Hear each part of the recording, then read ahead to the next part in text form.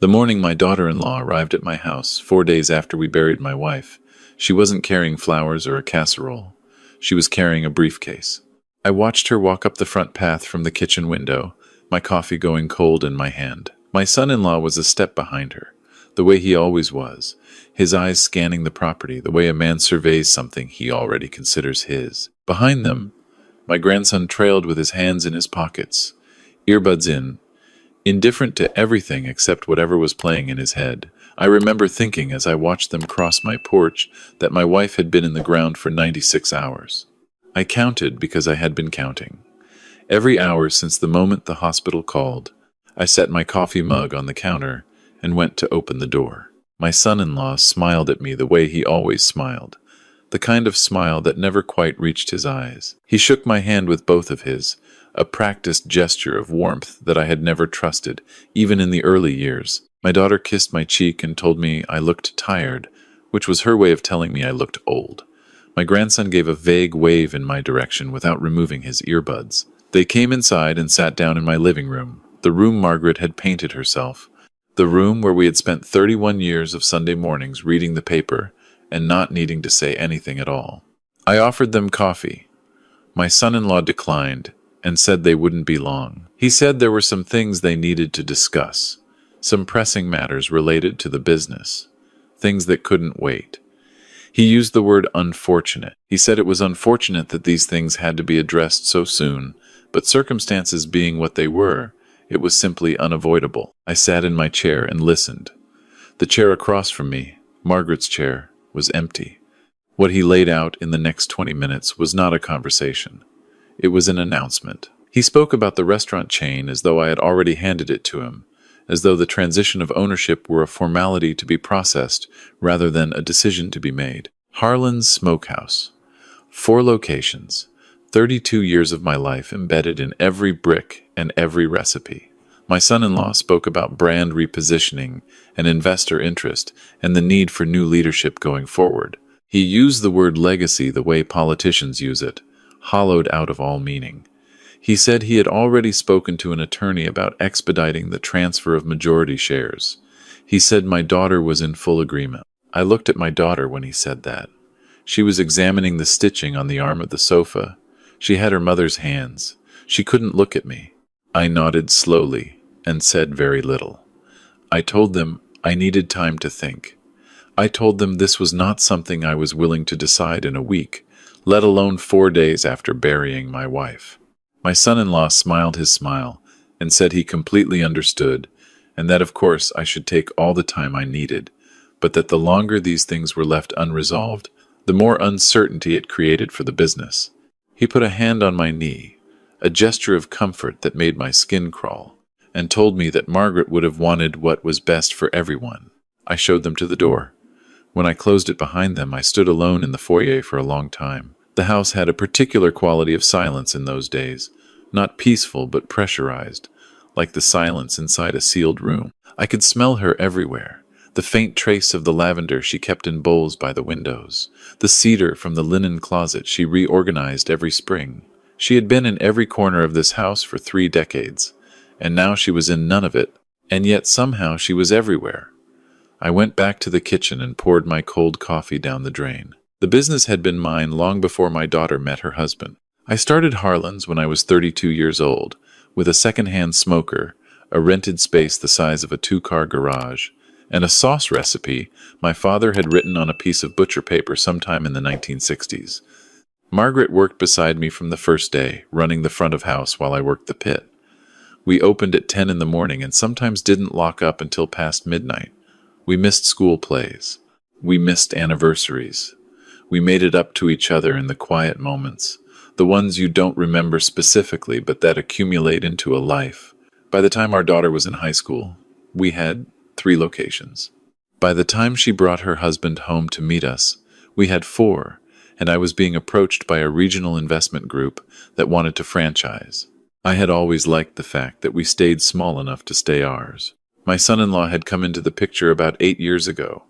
He was polished in a way I found exhausting, the kind of man who always seemed to be performing competence rather than demonstrating it. He worked in commercial real estate, or said he did.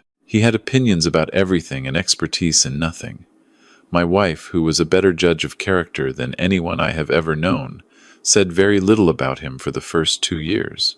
She was polite. She was careful. When our daughter announced the engagement, Margaret smiled and hugged her and said she was happy. That night, when we were alone in the kitchen washing dishes, she said to me, very quietly, that she hoped she was wrong about him. I asked her what she meant. She just shook her head and said it was nothing, that she was probably being protective, that she sometimes saw problems where there weren't any.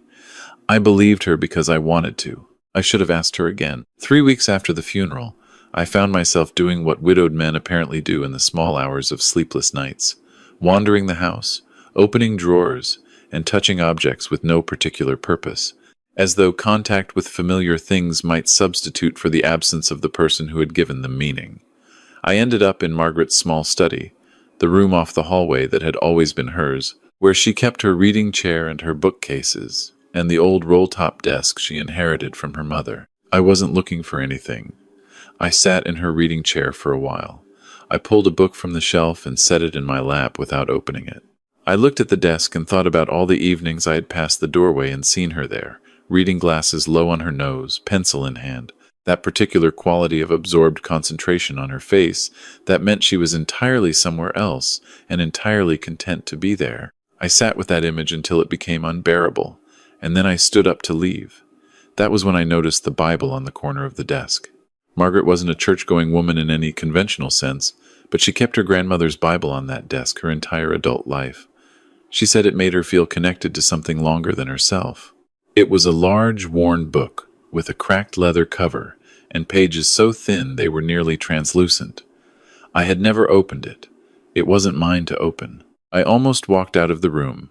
Instead, I sat back down and picked it up. I told myself I just wanted to hold something that had belonged to her. That was all. But as I lifted it, I noticed it sat unevenly in my hands, heavier on one side than the other. I opened the cover. There was an envelope tucked just inside, flat against the frontispiece, so neatly placed it was nearly invisible. A small white envelope with my name written on the front in Margaret's handwriting. I recognized the particular loops of her capital letters. My throat tightened. She had a beautiful, distinctive hand, the kind you don't forget. I sat very still for a moment. The house settled and creaked around me. Outside, a wind was moving through the oak trees in the backyard, and the sound of it was the only sound in the world. I slid the envelope open.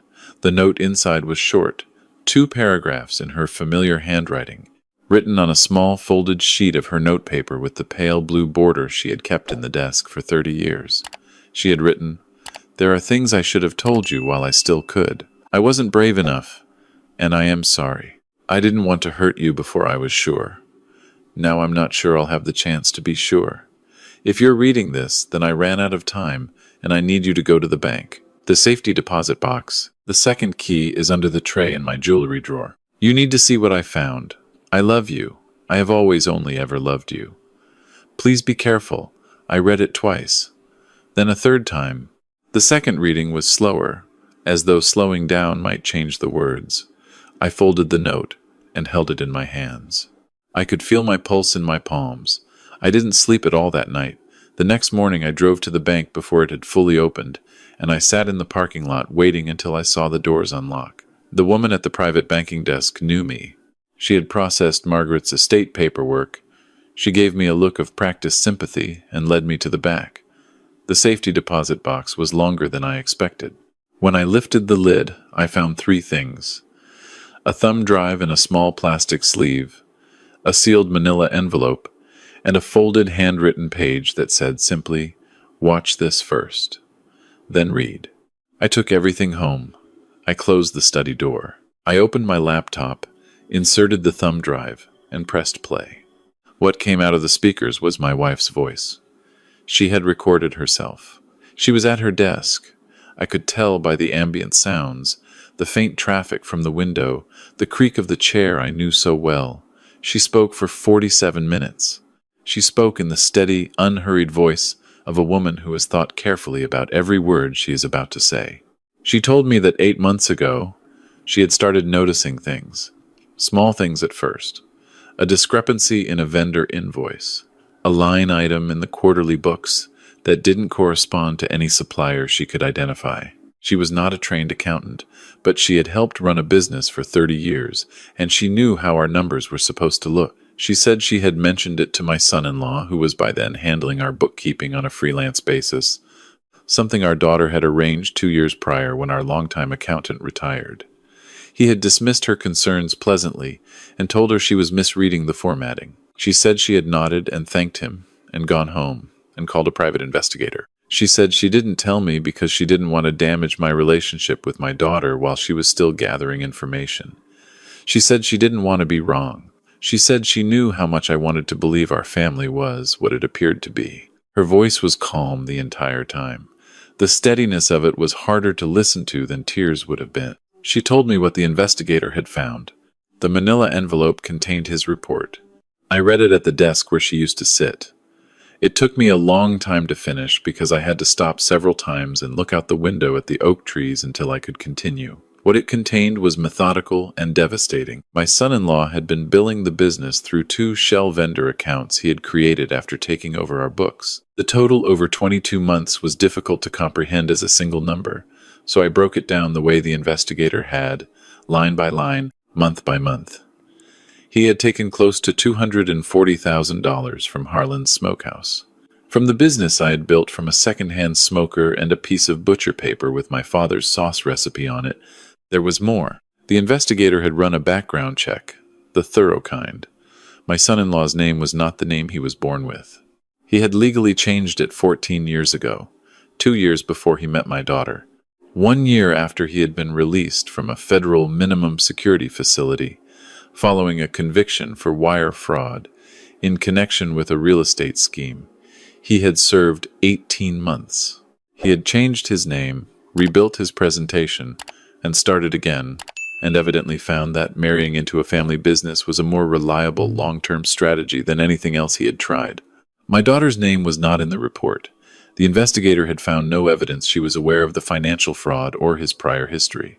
Margaret had added a note in the margins of that page, in pencil, a single underlined sentence in her handwriting. "I don't think she knows. Protect her from this if you can." I sat with that note for a long time. I put the report back in the envelope and closed the box and went to the kitchen and made myself lunch, which I didn't eat. Then I picked up the phone and called the one person I needed to call. My lawyer had been my lawyer for 24 years. We had worked together through every stage of the business.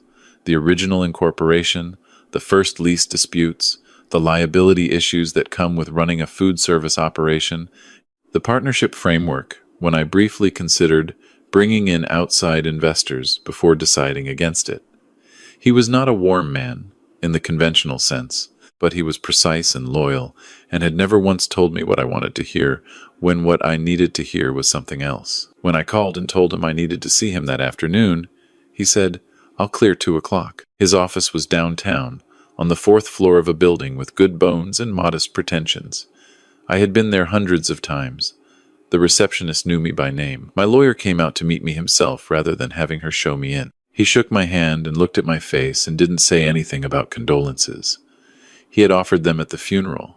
He understood that a second round would serve neither of us. We sat across from each other at his conference table. I put the manila envelope between us. I told him I needed him to read it before I said anything, so that he would understand the full shape of what I was about to tell him. He read every page of the investigator's report with the same expression a surgeon might have reading a patient's chart, attentive and still. When he finished, he placed the last page on the table, squared the stack, and looked at me. He said, "How long have you known?" I told him I had found it the previous night. I told him about the Bible, the envelope, the thumb drive, Margaret's voice in the quiet study. He was quiet for a moment. Then he said, "She protected you very carefully." I didn't trust my voice right then, so I nodded. He asked me what I wanted to do. It was the right question, delivered without sentiment, without editorializing. He was giving me the wheel. I thought about Vanessa at the funeral. I thought about the briefcase on my porch. I thought about my son-in-law's hand on my knee and the words Margaret would have wanted what was best for everyone. I thought about $240,000, about a federal conviction, about a man who had calculated that my family was an asset to be managed. I told my lawyer that I wanted to give my son-in-law exactly what he had been asking for. I told him I wanted to schedule the formal meeting he had been demanding, the ownership discussion, the transfer conversation, the whole performance. I wanted him to walk into that room with every one of his documents and every ounce of his confidence. I wanted him to sit down at my table and lay out his entire hand. And then, I said, we were going to show him ours. My lawyer made a sound that was not quite a smile and reached for his legal pad. We spent 3 hours in that conference room. He had reviewed the corporate structure of Harlan's many times over the years, but now he went through it differently, the way you read something again when the stakes have changed. He pointed out a clause in the original operating agreement, drafted decades ago when I first incorporated, which stipulated that any transfer of controlling interest required the written consent of both the founding members and a verification of the transferee's fitness to manage, including a background disclosure. The language was dusty, and we had never invoked it, but it was there, in black and white, exactly where we had put it. He said Margaret had insisted on that clause. He said he had advised her it was somewhat unusual for a small family business, and she had said she wanted it anyway. He looked at me when he said it, with an expression I recognized from all our years of working together, the expression that meant the pieces had just aligned. He said, my son-in-law could not receive a transfer of any operational control without passing a background disclosure. He said, a prior federal fraud conviction, undisclosed to the founding members, would disqualify him under the existing agreement. He said the financial irregularities constituted grounds for civil recovery and potential criminal referral, which we would hold in reserve as leverage. He said the whole structure of their proposal collapsed the moment we introduced a single piece of documentation. He also said, gently, that my daughter's position would need to be considered separately, that there might be conversations ahead that were harder than the boardroom one, and that I should be prepared for that. I told him I knew. I told him I had been thinking about nothing else. We agreed that I would call my son-in-law the following day and tell him I was ready to proceed with the ownership discussion. We would schedule it for the following Friday, at the restaurant's main location, the original Harlan's on Route 9, where it had all started. My turf, my table, my terms. My son-in-law would have no reason to suspect anything. He had seen a grieving man in his late 60s who nodded when told what to do. He had not seen anything else, because I had not shown him anything else. That, my lawyer said, is your advantage. I drove home in the early evening and sat on the back porch until the light was gone. The yard was dark and the oaks were still, and I sat there in the quiet and talked to Margaret the way I had started doing in those weeks since she passed. Not out loud exactly, but not entirely in my head either. I told her I had found it. I told her I had read every word, heard every word, and that I wished with everything I had that she had come to me while she still could, because we had faced every hard thing together for 30 years, and this should not have been different. I also told her I understood why she hadn't. I told her she had been protecting our daughter, and protecting me, and that even at the end she had been thinking of everyone but herself. I sat out there until the cold drove me inside. The days between that conversation and the meeting were a strange kind of suspension. On the surface, my routine was the quiet routine of a man moving through early grief. I woke up, made coffee, answered correspondence, drove to the restaurants, and walked the floor and talked to my staff. Some of my people had been with me for 15-20 years. They asked how I was holding up with the decency of people who mean it when they ask. I told them I was managing. I was in the middle of something I could not explain to them yet, but I would. Beneath that surface, my lawyer was working. He worked the way he had always worked, methodically and without drama, each document placed precisely where it needed to be. He retained a forensic accounting firm to formalize the analysis of the shell vendor fraud, creating a certified report that could stand up in any proceeding. He verified the background investigation through independent channels, ensuring the record of the prior conviction was airtight and properly sourced. He prepared a structured presentation for the meeting, ordered with the same care a surgeon orders a tray. He told me during one of our calls that my son-in-law's office had contacted him twice to confirm the agenda. He said the tone was confident, bordering on impatient. He said they were already acting like the meeting was a formality. Good, I told him. Let them. Friday came the way hard days always come, with a particular quality of ordinary morning light that doesn't know what it's preceding.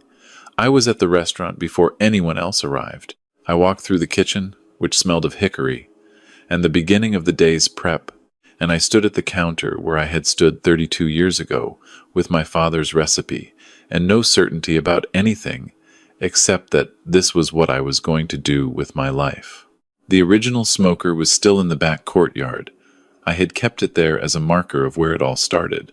I went into the private dining room we used for events and meetings and pulled out the chairs and set the table. I didn't ask anyone to do it for me. I poured water, set out notepads. I opened the windows because Margaret always said natural light made every difficult conversation easier, and I had no reason to stop believing her. They arrived together, all three of them, 40 minutes later. My son-in-law walked in first.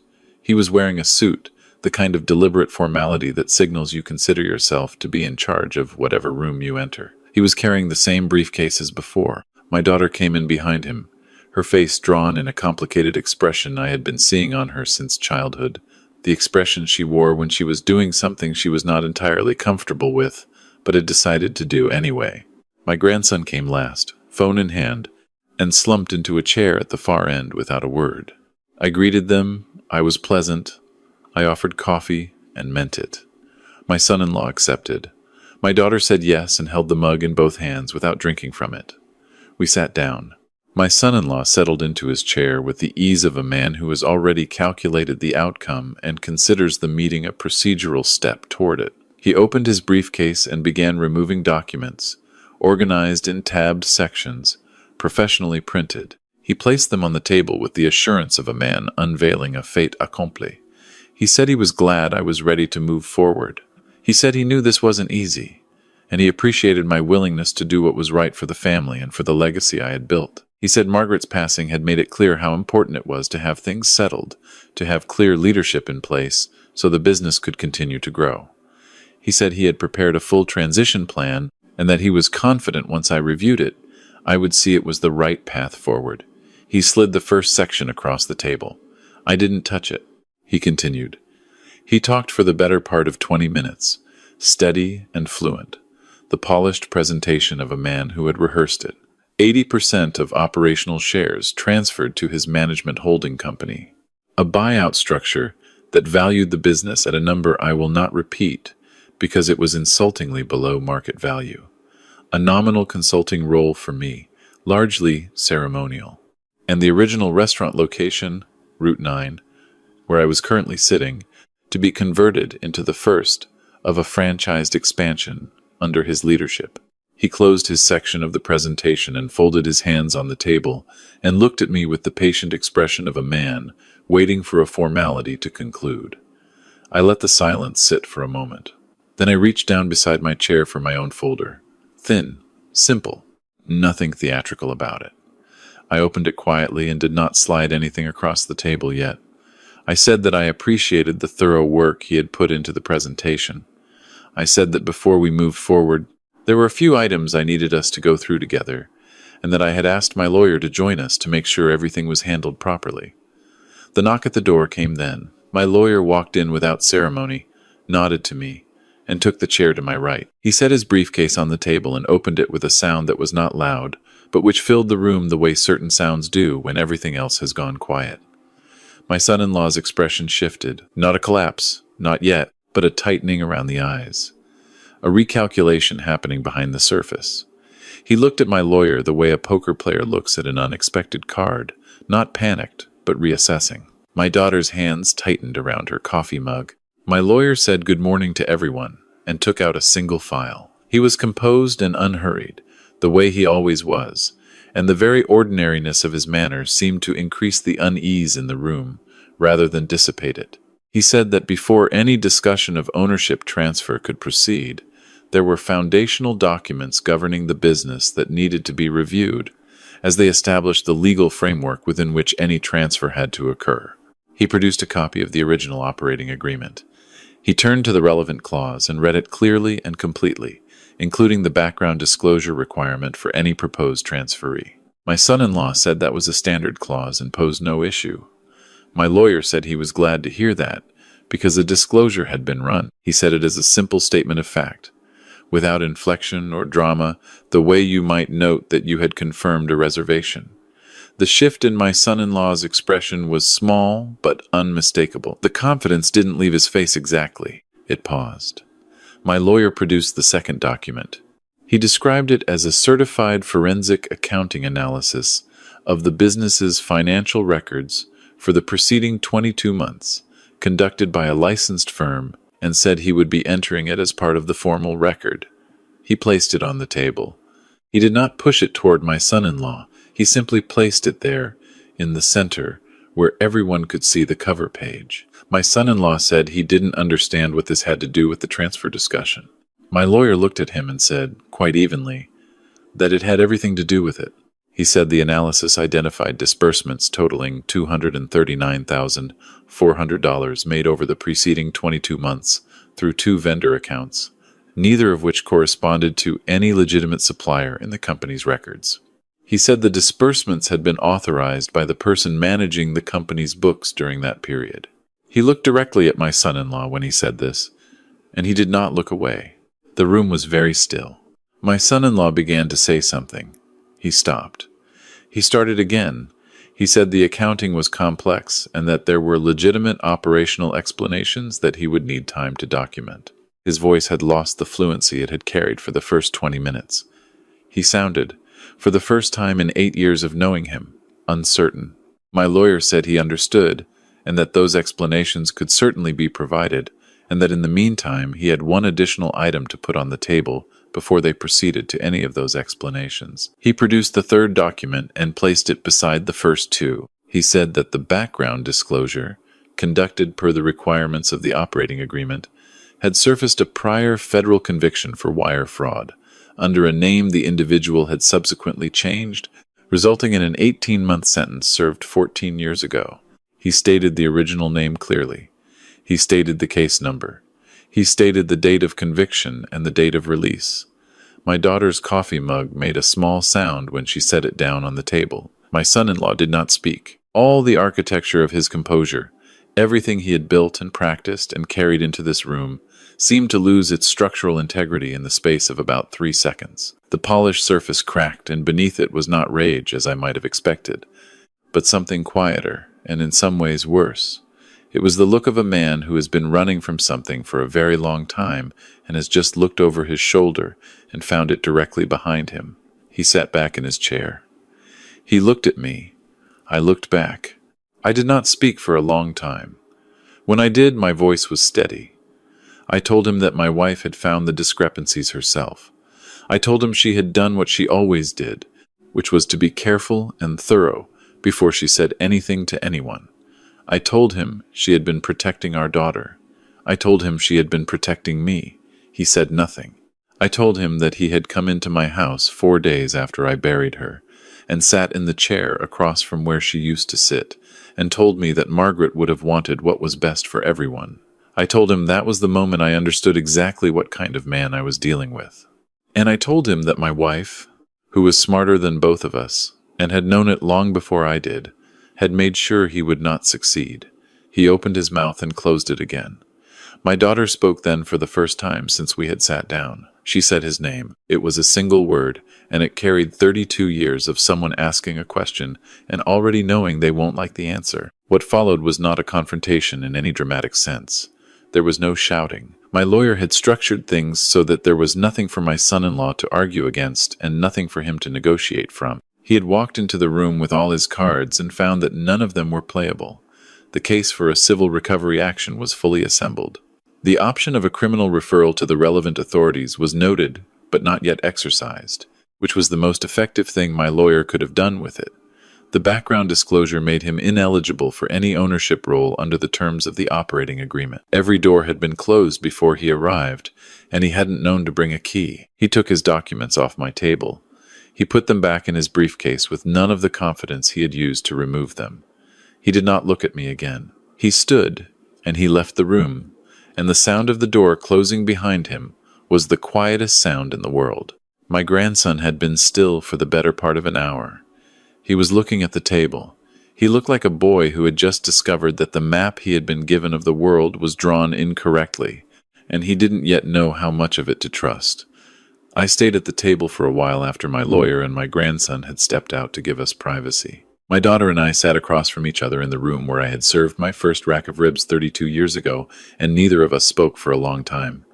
She told me she hadn't known about the money. She said it in a voice that was very small, and I believed her the way I had believed her since she was a child. Not because she was incapable of falsehood, but because I knew the specific quality of her voice when she was telling the truth. She said she had known something was wrong. She said she had told herself she was imagining it. She said her mother had tried to tell her, once, carefully, and she had not listened. I said that her mother had known she wouldn't listen. I said that was why her mother had left it to me. My daughter put her face in her hands and cried in the way adults cry when they are grieving more than one thing at once. I got up and moved around the table and put my hand on her shoulder.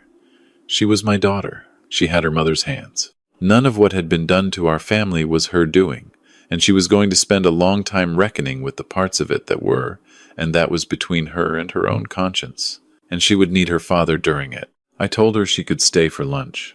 I told her the kitchen was about to start the midday prep, and that the brisket on Fridays was still the best thing we made, same as it had always been, same as it had been since I learned the recipe from a man in East Texas when I was 25 years old. I told her I was not going anywhere, and that Harlan's was not going anywhere, and that whatever needed to be figured out, we would figure it out.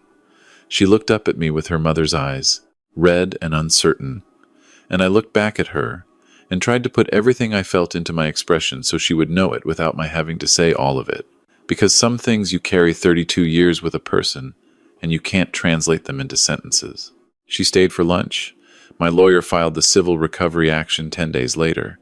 My son-in-law did not contest it. The terms of the settlement, finalized privately, included full restitution and a legal agreement precluding him from any involvement in the business or any claim on its assets. The criminal referral was ultimately not pursued, which was my decision to make, and which I made for reasons that had nothing to do with forgiveness and everything to do with my daughter and my grandson.